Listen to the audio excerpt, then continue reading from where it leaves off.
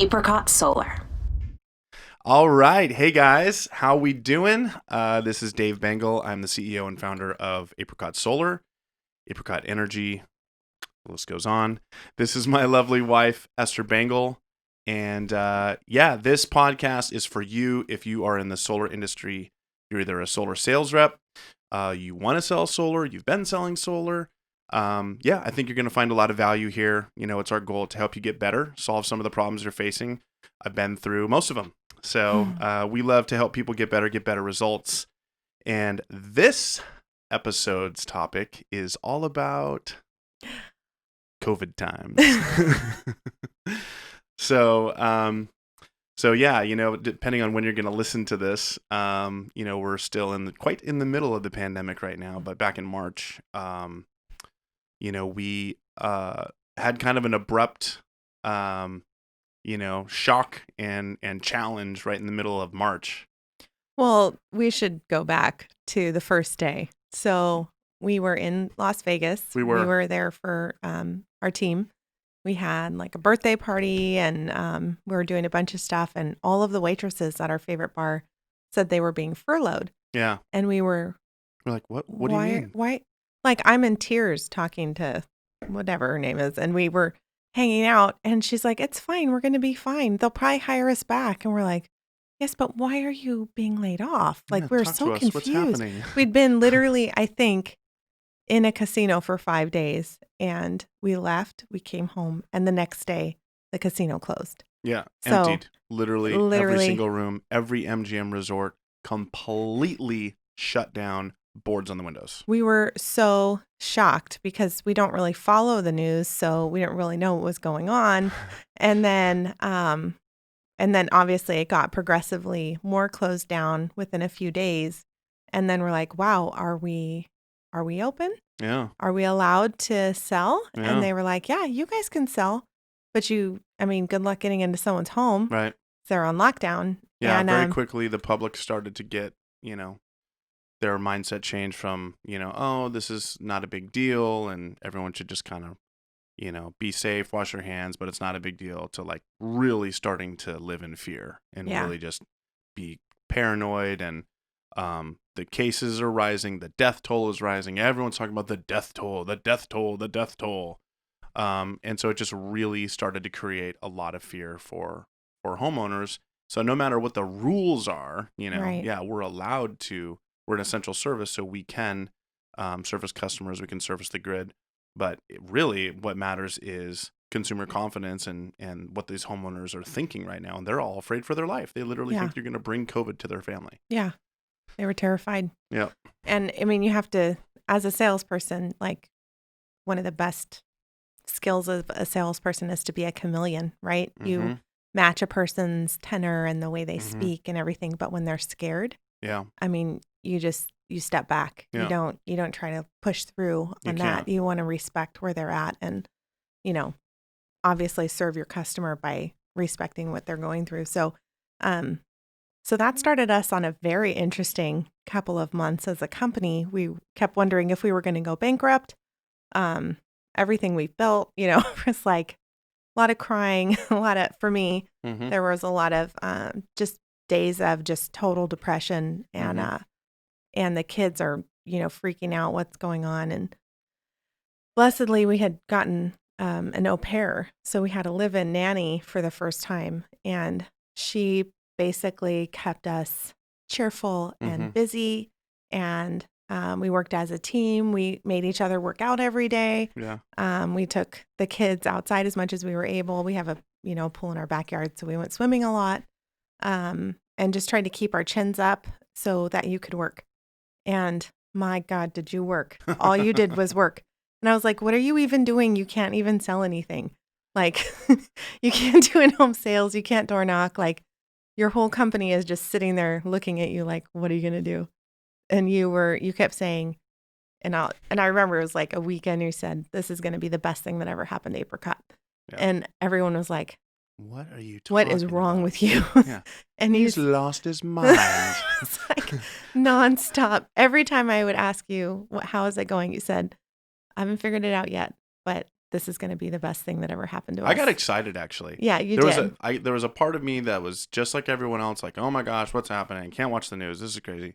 But at the same time, I started thinking about everyone is in the same boat. True. Okay, Mhm. every company is facing the same challenge right now, and this is where a lot of people can relate to what we're talking about. It doesn't matter if you're in solar, if you're selling home improvement, if you're selling anything in sales. I just talk about solar because our company. These are the things that worked for us. We did $89 million in gross sales last year, our second full year. So we have some good momentum, and we want to share those with people. It's specifically for solar, but it's going to apply to a lot of different industries, especially when it Absolutely. comes to COVID and when it comes to figuring out how to make a shift. How to make a change so that you can still do business, you can still survive. Because I believe that you can. I definitely am hopeful that as a business owner, you can figure out a way to make money right now. Um, the first thing was just to kind of like accept the fact that it's not going to be over next week. I think there was definitely a few weeks in a row where we were kind of like, this is going to blow over. Let's just do our push-ups and, I think we started watching TV again. Do you remember that? Did we? I think I so. felt like we watched a movie or something. Yeah. Yeah. We don't really watch TV, so. But it quickly became apparent, I think, by the third week, because there was a lot of people saying like, oh, this is just gonna be a 2 week shutdown. 2 week Two shutdown. weeks, 2 2 weeks, weeks. no problem. No Go problem. on vacation for 2 weeks. Okay. Yeah, Not the case. So by definitely. week 3, I was like, I think we need to prepare for this to be 60 to 90 days, and if that's the case, we definitely can't not sell. We can't just wait. The appointments on the calendar, we went from like a 60-70% sit rate down to just almost nothing. I mean, we went from, few $100,000 a day in sales down to, we were lucky if we were getting a sale a day. I mean, it was really bleak, very dismal. Um, so it required a mindset shift. And that's the first thing I would talk about, for anybody listening is you just got to be careful what you're thinking about. You got to be careful who you're listening to, the stuff that you're plugging into. Obviously, it's good to be, quote unquote, informed, if that's even possible anymore. But, if all you're doing is listening to sensational, headlines, that's not going to help you be informed, and it's not going to put you in a good mindset either. You're going to be constantly paranoid about stuff. You would get the 5-minute sum up Yeah, every day from my mom and Yep, I, your and then mom has it all, and I'd be that's like, it. "All right, anything change? What are the numbers? That's all I need to know." Okay. So have an analyst basically Yeah, live have with someone you. watch it Yeah. all. Okay, Have take somebody in take notes. all the content Yeah. and give you an executive summary. That's what Yes. you need to do. Okay. So step 1, executive summary. Correct. Yeah. It's just, I think too, that was where your leadership really shone, because it wasn't just for your company, it was for your family too. You're like, we are going to get through this. This is going to be a good thing. And that cheered us all up. And so then it was like, okay, how do we bring joy to this moment? How do we bring gratitude? And then we also started looking at, like during the recession and during the depression of the Mhm. 30s, what did different companies do? Mhm. Right? They looked for solutions. Yeah. They did not shut down. Right? So my first reaction is deer in the headlights, Yeah. shut down. What are we doing? Do we have food? There's no toilet paper in the store, um, and you're like, we're just going to keep going. I'm like, okay, Yeah. we, There was some. you There know, was something. There was a story I remembered about. Um, I'm definitely a disciple of Cardone. I'll give mhm, Grant Cardone a little plug here, but um, when other people are pulling back and retreating, a lot sometimes there's an opportunity for you to advance and come out way ahead. mhm, So that was one of the things that I was seeing as an opportunity. I'm like, okay, every company's going through the same thing right now. They're all facing the same challenge.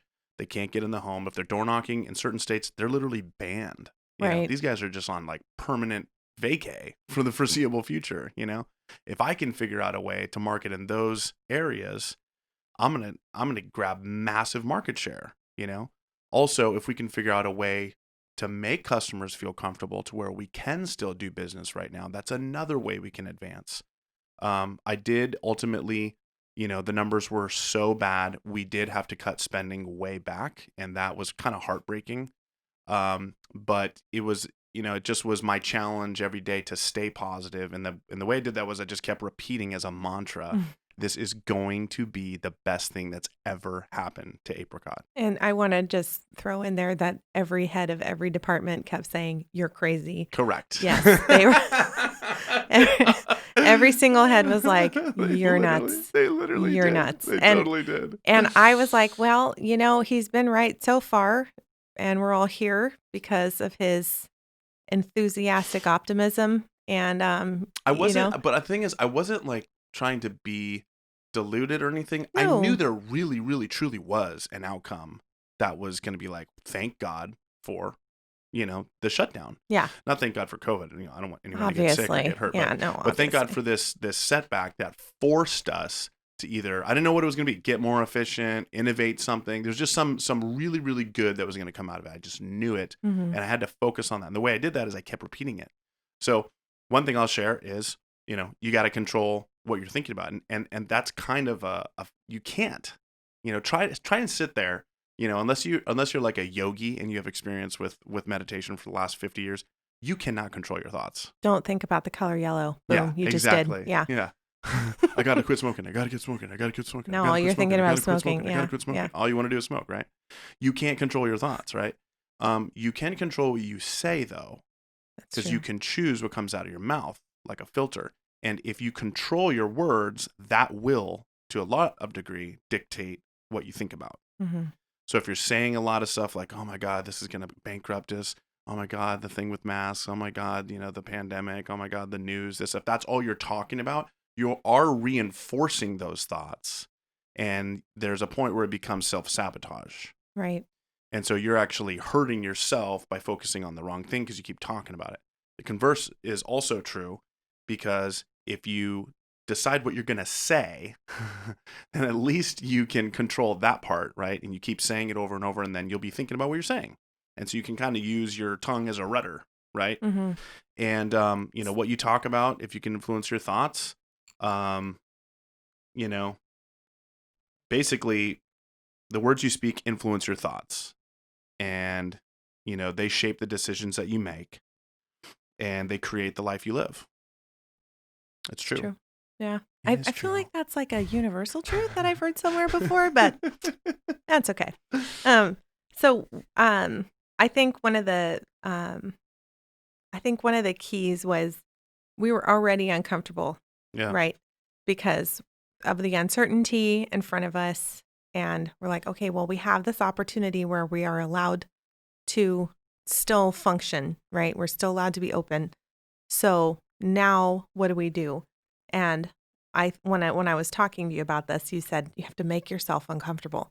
So you had to start thinking about solutions that were outside of a comfort zone that you'd already established. Yeah. You had already established training. You had already established marketing. Yeah. You had already established a way to sell, Yeah. that you believed in 100%, 100%. right? Yeah. 100%. And this is your gospel, the One gospel problem of Dave. with all of them, though. Right. You can't Can't do those. any of those Can't things. do any Yeah. of them. So then now, instead of going, well, this is how we've always done it, Yeah. you were able to do what you were able to do, which is quickly shift to solution mode. And so you learned some new skills. Right. And you also were able to teach those new skills to your team, which was just a fascinating thing to watch. And as a result, I don't know, have we 10x'd our team at this point? Almost, Yeah. We've had a lot of growth, and it really is the best thing that's ever happened to our company. And there's two things that came out of it. One, I recognized, okay, kind of like our hidden problem that we didn't realize was we had limited ourselves to one sales process. It's Right. the only sales process we had. And when there was a roadblock to that, then literally the faucet stopped running. So we had to quickly come up with a new pipeline. How do we convert customers in a new way? So we had to figure that out over Zoom, over the phone. There's lots of ways to try. It was really tough at first. One of the things that we came up with was, well, everyone's home from work. No one's working. Mm-hmm. So we know we can get a hold of them on the phone. So we're going to call them, and rather than because one thing that kept coming up was we kept missing appointments, like that, they just wouldn't be there, they wouldn't answer the phone, they wouldn't be home. Just everyone was they're just kind of skittish. And I think a lot of them weren't used to having like a whole day schedule, so they might say, "Oh yeah, I'll be there at 2," but then they're home all day and something comes up and they're busy, all of a Right. sudden, even though they're not even at work, right? It was actually pretty frustrating. So we figured, okay, while we have them on the phone live, we're just going to transfer that person to a sales rep right then. So if they're actually a homeowner, they actually have a 650s credit score, and they're interested in solar and they live in one of our markets, we're going to transfer that person to a sales rep right now. And we just started experimenting with live transfers. It would be that person's job to them create some urgency and get them on a Zoom so they could at least try to get some face-to-face going during the pandemic. And the first week of that was just horrendous. I grabbed kind of our top 12, from results and performance. And I said, hey, do you guys want to sit on your butts, or do you want to, figure something out? Do you want to make some money? They're like, we're in, let's do it, Dave, whatever you. So we put these guys together on a Zoom, 3 times a day, every day, 8:30 a.m., 2 p.m., and 8 p.m. at night. And we coached each other. My tendency was, I'm the CEO, I'm going to figure this out and then I'll teach everyone. That's what I've done in the past. And we just didn't have time for that. We didn't have time for me to try to figure it all out and teach everyone. So we have really talented people in the company. One of my philosophies is that companies are just people. Mm-hmm. If you want to build a great company, you have to have great people. No question. You got to have people with character and integrity. You got to have people with talent and capacity. And so we're truly blessed. We've had, some good people be attracted to Apricot, and they've brought in good people because A players know A players. So why not leverage the collective intelligence of these rock stars? So we put 12 of these guys and gals on a Zoom together 3 times a day. They literally figured out how to sell over Zoom. And so by the second week, we were sustainable. I could actually start spending money again. And by the third week, we far exceeded my expectations. And we were selling at the same ratio, same close rate as in-home face-to-face sales, which is just never expected to be able to do. It got so good that a few of these guys never went back to in-homes. They're like, well, now that I can sell over Zoom, I'm going to move to Costa Rica. I'm going to move to Florida. I'm going to move over here. I'm just going to sell from Zoom for the rest of my life, which is pretty cool. It's actually amazing, to have that ability and to have that opportunity.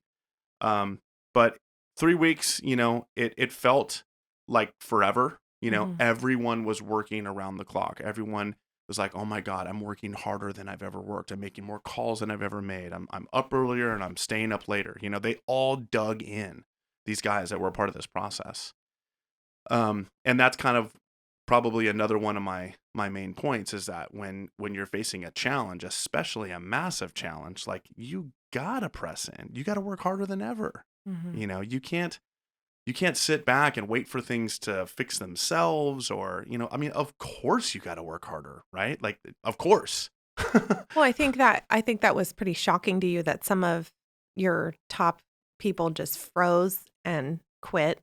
And then you had, like, I don't know, 80-90% of your top guys push, Yeah. and it kind of really, it was some kind of a test for them. I Yeah. mean, I don't know what it was for They each of really them dug in. individually, They just were but like, we're going to do this. We're yeah, going to figure this out.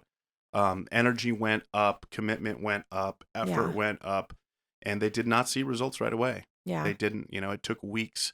But then once they started to see results, then that really was like a payback, like a Mm-hmm. payoff, right? So Mm-hmm. then they fed off of that, and then it fueled them to keep going. Yeah.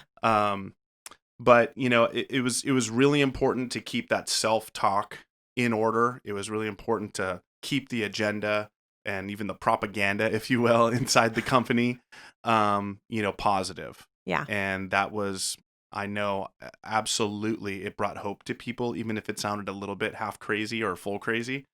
But it worked. Everybody was willing to try something new. Another thing I kept repeating was, just survive the attempt to gain the experience. I know you never sold over the phone. Survive the attempt to gain the experience. I know you don't like being on Zoom.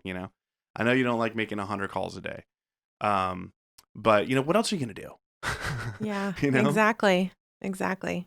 And so then that actually opened up a whole new training module for you because you had people in other states who were trying to come on board.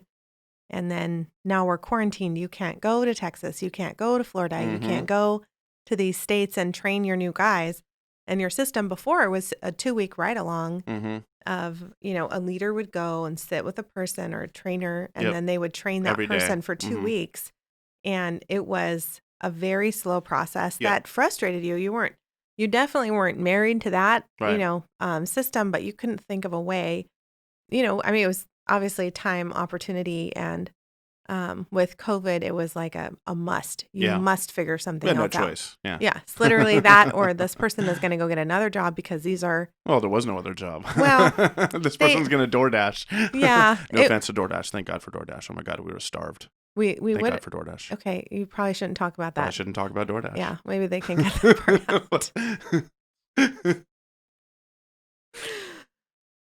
So, But yeah, the timing couldn't have been better because, we had just come out of Vegas. We actually had people flying in for this team night party. They wanted to meet the top leaders in the company. They wanted to find out more about Apricot. They were planning on starting the next week. And, literally the shutdown happens the next day. And, we're wondering, okay, well, we got to postpone our trip now. How long do we postpone it? Are we just postponing it a week? Are we postponing it 2 weeks? Oh, we're never going. Sorry, Florida. Yeah. Sorry, Texas. Well, you kept saying like, well, I'm going to go next week. Yeah. And I was like, and do what? And do what? I'm You like, you can't get can't in the sell in the house. house. Yeah. Like, what are you going to do? You're going to teach them to sell over Zoom? Yeah. And then you're like, wait a minute. Wait a minute. Teach them to sell over Zoom. Which, like, we're doing Teach right now, you them mean? to sell. I mean, not that I said it, but that Yeah. I think that was the logical, Yeah. like the That's how process it that you happened. came up with. When we figured out, with our 12, the Apricot 12. April 12. The April 12. Everything's April. That how far we'd come in 3 weeks, and we put some people a part of this that were out of state, and they learned our process in that time, and they got sales and they got results over the phone. They'd never sold over the phone or Zoom before in their life, And they'd never sold for Apricot. and they never sold for Apricot, and they just learning our process, just learning our products, and just learning the whole new sales medium, and they had success and they got paid, and we're talking like they really got paid. Yeah. Like some of these guys. So two people specifically made more money that first month during the pandemic than they'd ever made in their solar career before. Think about that. It's crazy. Literally, they came out ahead. It wasn't Yeah. a setback for them. Yeah. They got better results. They made more money. I mean, that's what I was thinking when I was like, this is going to be the best. There's an opportunity here. There's something. We can't miss it. We've got to find it. We've got to, press in and, it's not like we were the only solar company to sell over Zoom. That's not what I'm saying. But for us as a company, this is how we grew. Now, we can sell. Anyone in any market can sell in any market. Okay, that's a whole new thing.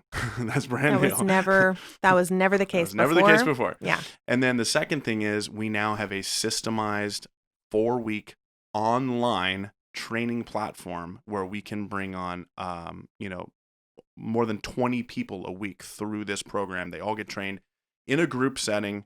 And by the time they're done, they know our entire sales presentation and conversation. They know all the technical, all of our tools, and they have our, kind of like secret apricot sauce closing. We have a whole system that we do to help a customer make a decision. And they learn it all, and they're all speaking the same language. They all use the same tools. They all have the same conversation. It's not this guy does it this way, this leader does it this way, this market does it this way. You can't grow a company that way because you can't help people get good results if you don't know what they're saying every day, And that's just something that was very slow in the past for us to train.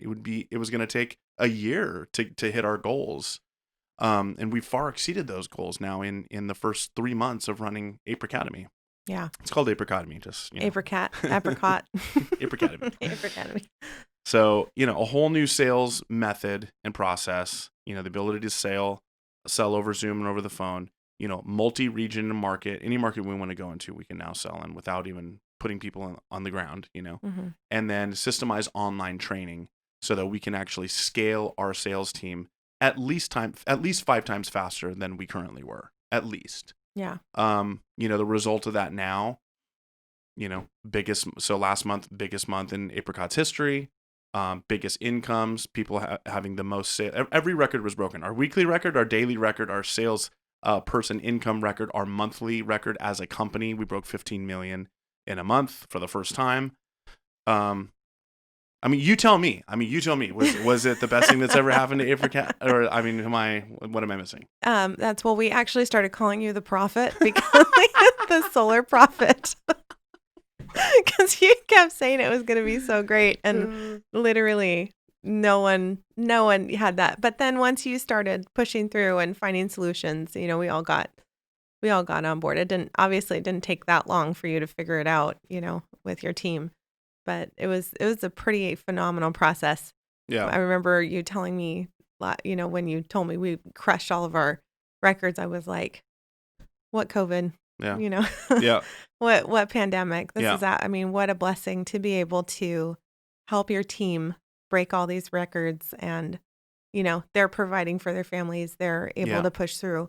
And I think the way that applies broadly to other salespeople in different things too is don't give up. Find a solution. There's one out there. There's always a solution, right? Yeah. It's not always that quick or that obvious. Maybe you're not going to crush everything, but if you can stay optimistic and stay grateful, then you should be able to find. And I think regardless of the industry or company you're with, there's definitely some key, nuggets that I learned from this time. Mm-hmm. The first one being the power of your words and Right. just, dictating how your attitude is going to be. Attitude's everything. What your mindset's going to be and what your thoughts are by what you're saying. Just don't give negativity or pain a voice. Just focus on opportunity and optimism and be positive. Look for those opportunities. And then, you have to act. When I talked about working harder than ever, what that really is action, right? You can't steer a car or a ship if it's not moving. You got to be in action. You have to be moving forward. Yeah. Got to be moving forward. Even if you don't know exactly what to do or how am I going to fix this, just start doing and then correct from there. It's like that didn't work. Let's try it this way. It's like the old car, it's like dead and you just start pushing it forward and then the engine starts and then, okay, now you're driving. Exactly. Yeah. Yeah. But sometimes you have to put your shoulder into the car and you just push can't it. wait. You can't wait for something to happen. You gotta start. You gotta act. Create your own momentum. It's going to be uncomfortable. I think that's what you should look for is don't do something that you're used to. Don't do, if everything's changed, you can't obviously do the same thing. You got to change. Right. If you want things to change, you have to change. If you change, everything will change for you, Mm-hmm. And that was, it's not like it was, I'm not saying it was easy for me or anything like, or any of us, and there's probably a lot of other business owners and sales team leaders that are like, yeah, it wasn't easy. Mm-hmm. It's like it was uncomfortable. I get it. So wherever you're at now with your business or in your sales career, you can take all of this with you and just start with an attitude of gratitude and let that be your rudder. And just say to yourself, the pandemic is the greatest thing that's ever happened to my company. It's not a universal truth, but it'll get you started. All right. That's fine. All right. I think that's good. Awesome. Yeah.